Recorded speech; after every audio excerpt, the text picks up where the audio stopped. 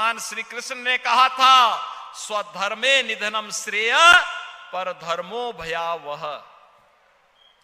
अपना धर्म चाहे जैसे भी हो, उसमें मरना भी श्रेयकर है, लेकिन दूसरे का धर्म हमेशा भय कारक होता है, भय कारक होता है। भाइयों बहनों, जो लोग धर्मांतरण करवा करके राष्ट्रांतरण की कुत्सित मंशा के साथ घुसपैठ करना चाहते हैं, इनकी इस कुत्सित मंशा को सफल नहीं होने देना है। हमें एकजुट होकर के कार्य करना है, एकता के साथ कार्य करना है, मिलकर के कार्य करना है, एक भारत श्रेष्ठ भारत के निर्माण के लिए कार्य करना है। हम सबको मिलकर के अपनी एकता के माध्यम से सबका साथ, सबके विकास, सबका विश्वास और सबके प्रयास के इस मूल मंत्र को अंगीकार करना है और इसको अपने जीवन का हिस्सा बनाना होगा। जब हम सब मिलकर के कार्य करेंगे, कोई जाति भेद नहीं, क्षेत्र और भाषा का कोई भेदभाव नहीं, किसी भी प्रकार का कोई अन्य भेदभाव नहीं, उत्तर से दक्षिण, पूरब से पश्चिम, पूरा भारत एक होगा और एक स्वर से बोलेगा तो दुनिया की कोई ताकत आपको आगे बढ़ने से अब रोक नहीं सकती है। दुनिया ने कोरोना कालखंड में भारत की ताकत का एहसास भी किया है और उसी ताकत का एहसास आज धर्म जागरण आप सबको करा रहा है। भाइयों बहनों, हम सबको, हर भारतवासी को सनातन धर्म पर गौरव की अनुभूति करनी चाहिए। आज से 5000 वर्ष पहले हमारा पवित्र ग्रंथ इस बात का उल्लेख करता है, दुर्लभम भारते जन्म मानुषम तत्र दुर्लभ। यानी भारत में जन्म लेना दुर्लभ है और उसमें भी मनुष्य के रूप में जन्म लेना अत्यंत दुर्लभ है। यानी हम सब अत्यंत सौभाग्यशाली हैं कि विश्व मानवता को राह दिखाने वाले भारत की धरती पर न केवल हमने जन्म लिया है, बल्कि दुनिया के सबसे प्राचीन धर्म सनातन धर्म, जो दुनिया के मानवता के कल्याण का मार्ग प्रशस्त करता है, उसके रूप में जन्म लेने का सौभाग्य हम सबको प्राप्त हुआ है। हम सबके लिए गौरव की बात होनी चाहिए।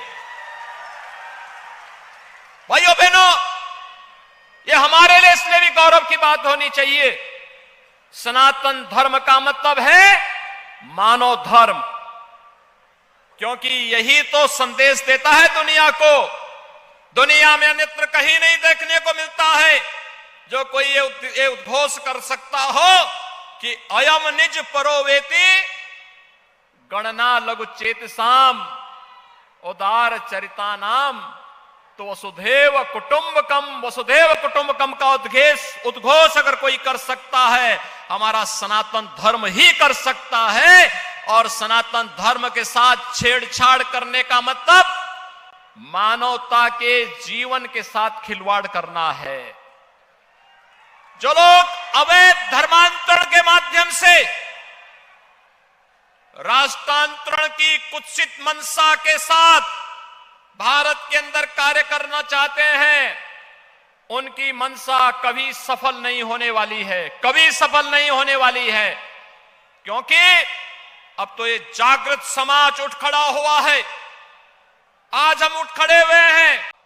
याद रखना, भारत के अंदर हम सब मिलकर के रहेंगे। अगर हमारा देश सुरक्षित है, हम सब सुरक्षित हैं। दुनिया के अंदर कौन ऐसी जाति, मत और मजहब है जिसको उसकी विपत्ति के समय, उसके संकट के समय हमारे सनातन धर्म ने और हमारे देश ने उन्हें संरक्षण न दिया हो। हमने अतिथि देवो भव के भाव को सदैव प्राथमिकता दी है, लेकिन अगर कोई इसका दुरुपयोग करके आज जनसांख्यिकी परिवर्तन करने का प्रयास करेगा तो फिर स्वाभाविक रूप से उसका भुक्तभोगी भी उसको बनना ही पड़ेगा। और इसके लिए कानून है, कानून के दायरे में ला करके सख्त कार्रवाई करनी पड़ेगी। इस बारे में हम सबको मिलकर के कार्य करना होगा। और मैं बंजारा समाज के अपने भाइयों से कहूंगा कि एक बार फिर से अंगड़ाई लेने की आवश्यकता है, अपने पौरुष को जगाने की आवश्यकता है, समाज को पढ़ाने लिखाने की आवश्यकता है, धर्म जागरण के सानिध्य में रह करके सनातन धर्म के मूल्यों और आदर्शों का अनुपालन करते हुए, अपने पूज्य संतों का सानिध्य लेते हुए, उनका मार्गदर्शन लेते हुए अगर हम मिलकर के कार्य करेंगे तो हमारी एकता के माध्यम से कोई हमारी जनसांख्यिकी परिवर्तन करने का दुस्साहस नहीं कर सकता, कोई धर्मांतरण करने का दुस्साहस नहीं कर सकता। याद रखना, उत्तर प्रदेश का जो धर्मांतरण के विरुद्ध कानून हमने बनाया है, उस कानून में व्यवस्था हमने जरूर दी है कि अगर किसी कालखंड में कोई हिंदू किसी अन्य मत और मजहब में चला गया, वो वापस आना चाहता है, उस पर एक कानून लागू नहीं होगा, वो वापस आ सकता है, उसकी घर वापसी हो सकती है, लेकिन वह किसी अन्य धर्म में नहीं जा सकता। और यह व्यवस्था जो दी है, उस व्यवस्था को हम सब मान करके कार्य करेंगे तो न केवल देश के अंदर अपने आप ही सनातन धर्म तो सबकी सुरक्षा का कवच है। हर जाति, हर मत, हर मजहब, हर क्षेत्र, हर भाषा और विश्व मानवता के कल्याण का मार्ग भी यही प्रशस्त कर सकता है। भगवान श्री कृष्ण ने कहा था, स्वधर्मे निधनम श्रेय पर धर्मो भयावह।